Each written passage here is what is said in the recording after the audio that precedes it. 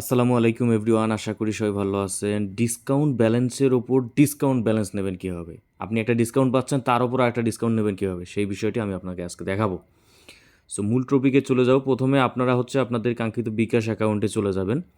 বিকাশ অ্যাকাউন্টে যাওয়ার পরে আপনি প্রথমে স্ক্রল ডাউন করে দেখবেন যে আপনার হোম স্ক্রিনে 3999 টাকা কার্ড টু বিকাশে নিয়ে আসতে পারলে আপনার যে 100 টাকা মোবাইল রিচার্জ কুপন দেবে। এটা 1 নম্বর কোপ। এইটা আপনার কার্ড নেই, আপনি কীভাবে এটা লুফে নেবেন এই অফারটা, আমি আপনাকে সেই প্রসেসটা বলে দেবো। মানে ইন টোটাল আপনি 43% ব্যালেন্স নিতে পারবেন। তো প্রথমে কার্ড টু অ্যাড মানি যে অপশনটা আছে এখানে ট্যাপ করবেন, এরপরে কার্ড টু অ্যাড মানি, এই দ্বিতীয় অপশন কার্ড টু বিকাশ। এরপরে আপনারা ভিসা কার্ড ইউজ করবেন, ঠিক আছে? ভিসা কার্ডটা পাবেন কোথায় আমি আপনাকে সেটা দেখিয়ে দিচ্ছি। যাদের কার্ড নেই তাদের জন্য, আর যাদের কার্ড আছে তারা তো পারবেনই।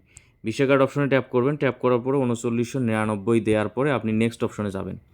এখানে দেখেন কি চাইছে, এখানে চাইছে হলো কার্ড নাম্বার, এরপরে মেয়াদ, কার্ড হোল্ডার নেম, এরপরে যে আপনার ডেবিট অথবা ক্রেডিট কার্ডের পেছনে থাকা 3-4 সংখ্যার কোড, এটা সিকিউরিটি কোড, এটা দিতে হবে।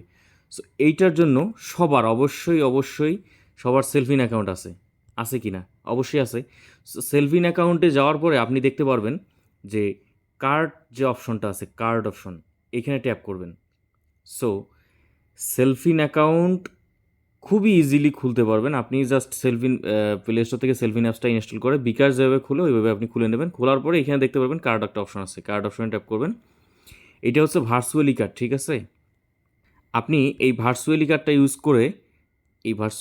ইউজ করে আপনি যে পেমেন্ট করতে পারবেন, কোনো সমস্যা নেই। সো আমি আমার ইনফরমেশনগুলো সব দিয়ে দিচ্ছি বিকাশে।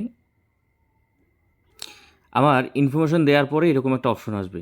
ইনফরমেশন দেওয়ার পরে আপনি ডান করবেন, ঠিক আছে? ওইখানে কার্ড নাম্বারটা আপনি কার্ড নাম্বারের জায়গায় বসিয়ে দেবেন। এরপর যে আপনার হোল্ডার নাম, যা কিছু আছে সব কিছু ঠিকঠাক বসায় দেওয়ার পরে আমার এখানে সিমে একটা ওটিপি আসবে, আমি ওটিপিটা বসায় দিচ্ছি।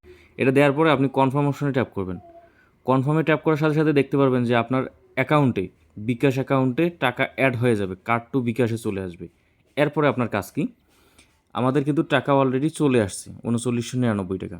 আমরা যে কুপনটা ছিল এইটা কিন্তু আমরা নিছি, এইটা কিন্তু নিছি, এটা নেই নাই।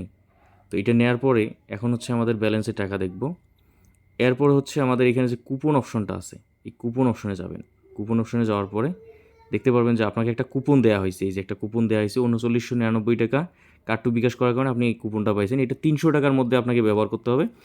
এখন 300 টাকা মোবাইল রিচার্জ, আপনাকে 300 টাকা মোবাইল রিচার্জ করলে যে আপনাকে 100 টাকা ক্যাশব্যাক দেবে, অর্থাৎ আপনার 200 টাকা আপনার ব্যালেন্স থেকে কাটবে। এটা গেল 1 নম্বর কোপ। এই কোপে আপনি পাবেন 33% ব্যালেন্স, ঠিক আছে? আপনি 100 টাকা ক্যাশব্যাক পাচ্ছেন। আচ্ছা, আমি এই রিচার্জটা আপনাকে করে দেখা দিই, এরপরে আর বাকিটা কোন জায়গাতে হবে। ব্যবহার করুন অপশনে যাওয়ার পরে আমি আমার নাম্বারটা দিয়ে দিচ্ছি। এই নাম্বারে আমি রিচার্জ করব। তো এই নাম্বারে রিচার্জ, গ্রামীণ অপারেটর, এরপর 300 টাকা সর্বনিম্ন, কিন্তু আপনাকে 300 টাকা পেমেন্ট করতে হবে, রিচার্জ করতে হবে। দেখেন এখানে বলে দিচ্ছে যে 300 টাকা রিচার্জ করলে 100 টাকা ব্যবহৃত, রিচার্জ কুপন 100 টাকা ব্যবহৃত হবে। অর্থাৎ আপনি 100 টাকা ডিসকাউন্ট পাচ্ছেন। আমার ব্যালেন্স থেকে দেখেন 200 টাকা কাটবে, ব্যালেন্স থেকে দেখেন 200 টাকা কাটতেছে। আমার ব্যালেন্স থেকে 100 টাকা আমাকে ছাড় দিচ্ছে। তো আমি পিন দিয়ে আমি রিচার্জ করে দিলাম।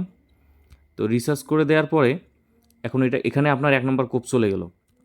2 নম্বর কোপ না, আপনি কোন জায়গা থেকে দেবেন এটা আমি আপনাকে বলে দেই। এরপরে দারাজ ক্যাম্পেইনে আপনি পাবেন 10%। এখন আমরা দারাজ থেকে রিচার্জ করব। দারাজে যাব, রিচার্জ অপশনে যাব, সেম অ্যাকাউন্ট, মানে একই বিকাশ থেকে আমি কিন্তু পেমেন্ট গেটওয়ে ব্যবহার করব, ঠিক আছে? আচ্ছা, আমি নাম্বার দিয়ে দিছি, এই নাম্বারে রিচার্জ করব, ঠিক আছে?